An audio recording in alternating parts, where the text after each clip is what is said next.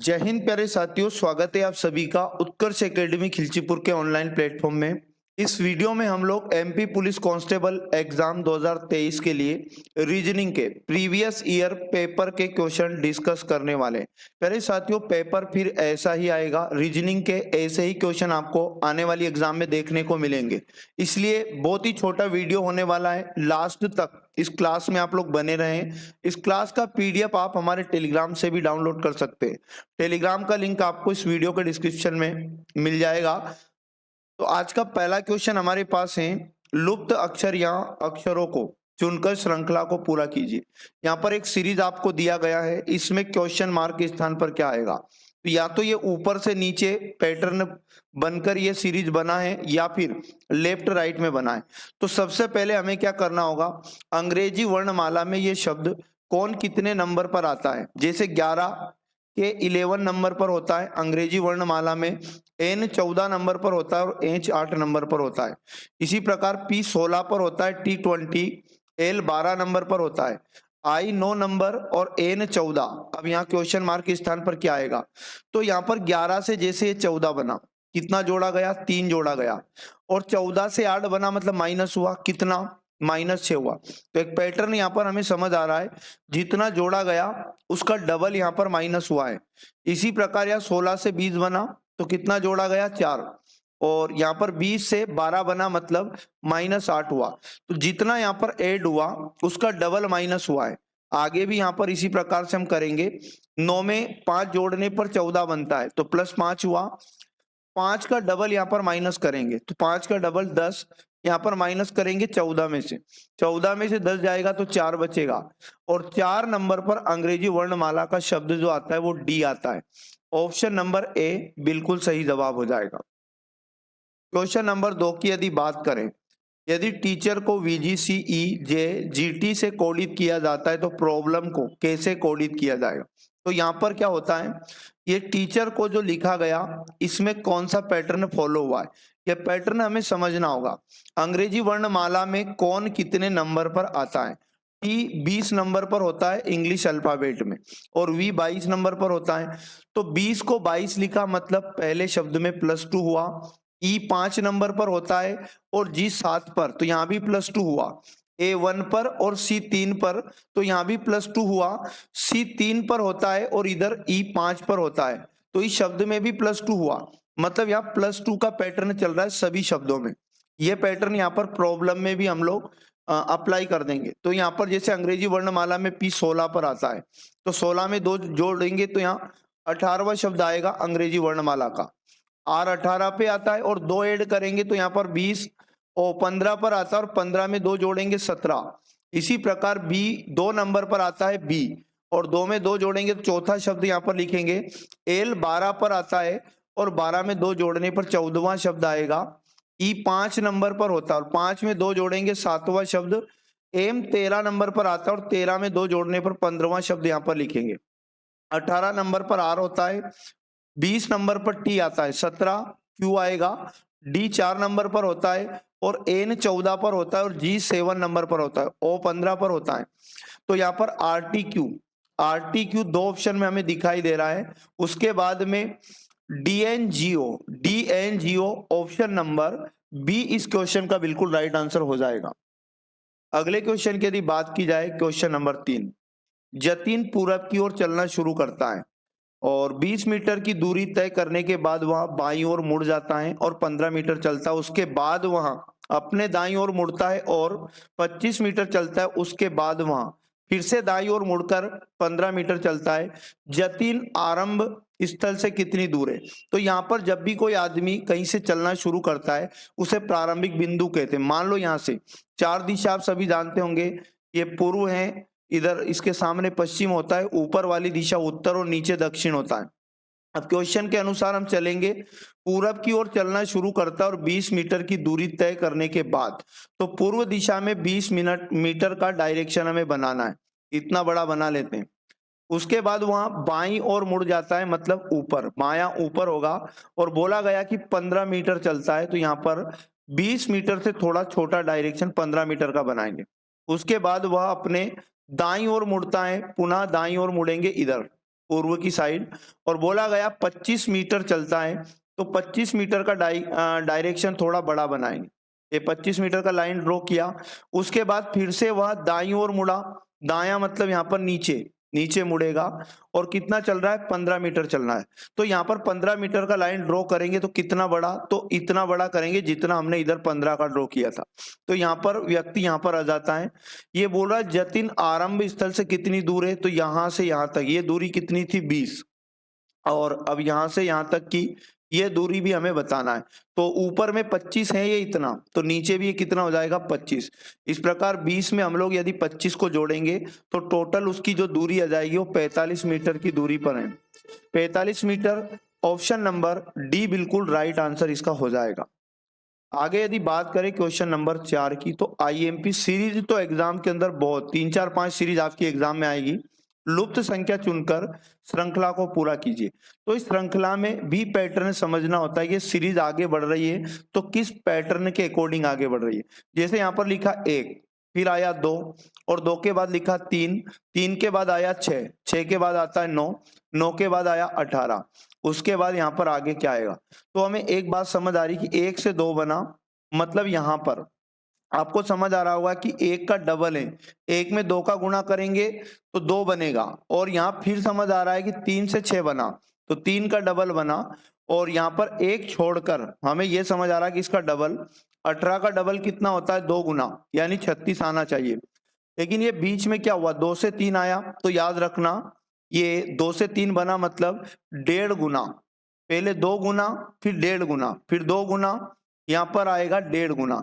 6 से 9 बना मतलब इसमें 1.5 का मल्टीप्लिकेशन है 1.5। अब यहाँ पर 9 से वापस 2 गुना हुआ, तो अब 18 में कितने की बारी है 1.5 की बारी। अगर हम डबल कर देंगे तो गलत हो जाएगा, तो 18 में हमें मल्टीप्लाई करना होगा 1.5 का, ये पॉइंट हटेगा नीचे 1 0, 5 3 15 और 5 दूनी 10, 2 से काटेंगे 2 इनाम 18 और 9 ती कितना आएगा 27।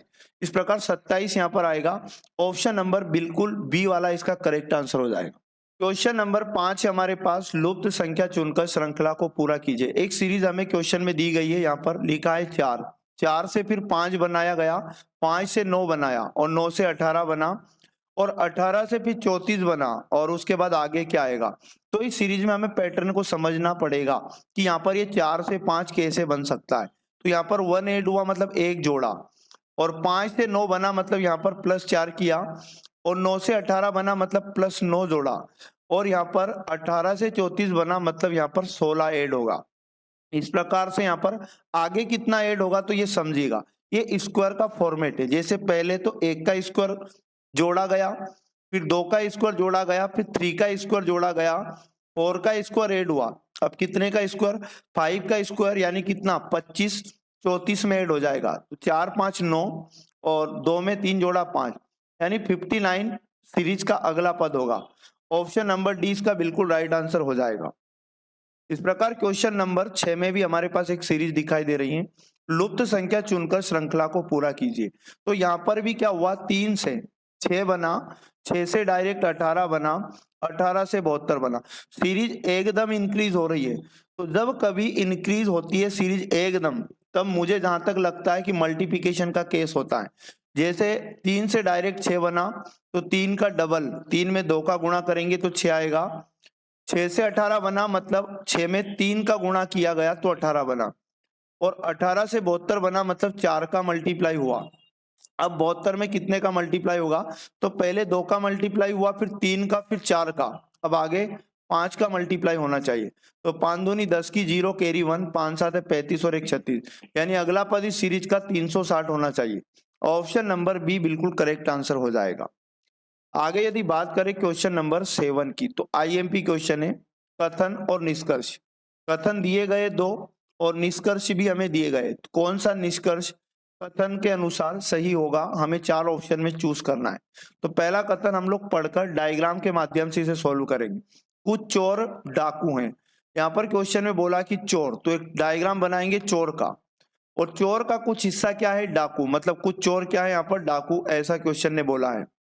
आगे यदि बात किया जाए, सभी सेंधमार डाकू हैं, यहाँ पर एक बात और बोली गई यहाँ पर सेंधमार, और ये जो सेंधमार है ये सभी ये सभी किसके अंदर आएंगे? सेंधमार डाकू के अंदर। क्वेश्चन ने बोला सभी सेंधमार डाकू हैं। इससे पहले वाले निष्कर्ष कथन ने ये बोला था कि कुछ चोर डाकू हैं। अब डाकू का कुछ हिस्सा किसके पास? चोर वाले डायग्राम में। ये फाइनली डायग्राम ये वाला हमारे पास बनेगा। अब यहाँ पर बोला गया कुछ सेंधमार चोर हैं, तो चोर और सेंधमार का डायग्राम के अकॉर्डिंग भी कोई संबंध नहीं है, और कथन में भी चोर और सेंधमार को लेकर कोई यहाँ पर बोला नहीं गया, इसलिए पहला वाला तो रॉन्ग हो जाएगा। ठीक है, अब कुछ डाकू चोर हैं। डाकू और चोर के बीच में कुछ का संबंध हमें दिखाई दे रहा है डायग्राम के अंदर भी, तो यहाँ पर ऑप्शन नंबर अनुसरण करेगा दूसरा वाला कथन।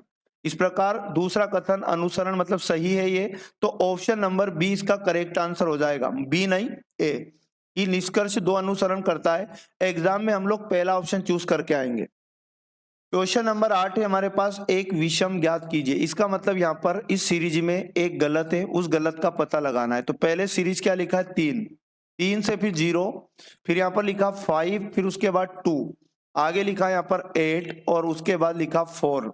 आगे यदि बात करें तो 9 है और 9 के बाद 6 है। तो इस सीरीज में हुआ क्या? एक छोड़कर एक बढ़ रहा है।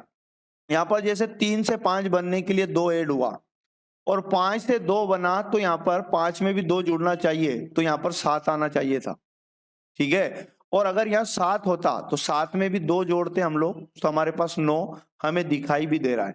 इस प्रकार अब एक को छोड़कर एक चल रहा था, 0 में अगर 2 जोड़ेंगे तो यहाँ पर हमारे पास 2 बना, और 2 में 2 को जोड़ेंगे तो ये 4 भी बना हमारे पास, और 4 में 2 जोड़ा तो ये तो सही है 6, बाकी क्या आना था? 8 की जगह 7 आना था।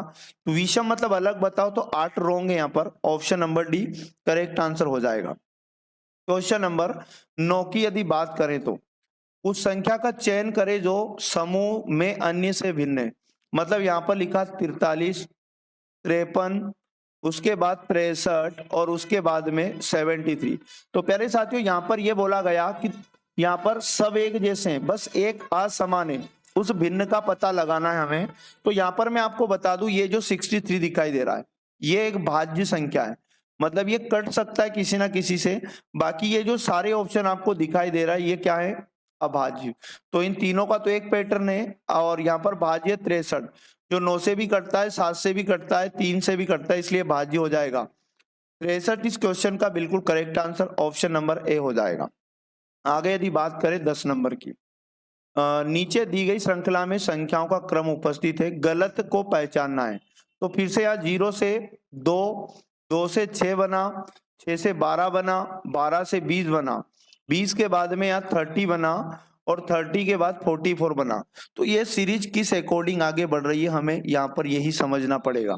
तो देखो 0 से 2 बना मतलब +2 ऐड हुआ, और 2 से 6 बना मतलब +4 ऐड हुआ, 6 से 12 बना मतलब प्लस का 6 ऐड हुआ, और यहाँ पर 12 से 20 बना मतलब प्लस का 8। तो अब आपको एक पैटर्न समझ आया होगा, 2, 4, 6, 8, अब आगे कितना ऐड होना चाहिए? 10।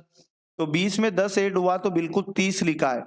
अब 10 के बाद यहाँ पर 2 का डिफरेंस जुड़ रहा है, तो यहाँ 12 ऐड होना चाहिए, और 30 में यदि हम 12 जोड़ेंगे तो 42 होना था, तो ये राइट था, लेकिन उसकी जगह 44 लिखा।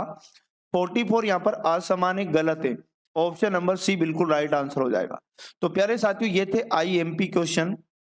इसी प्रकार के क्वेश्चन और ऐसे ही पैटर्न एग्जाम के अंदर आपको देखने को मिलेंगे।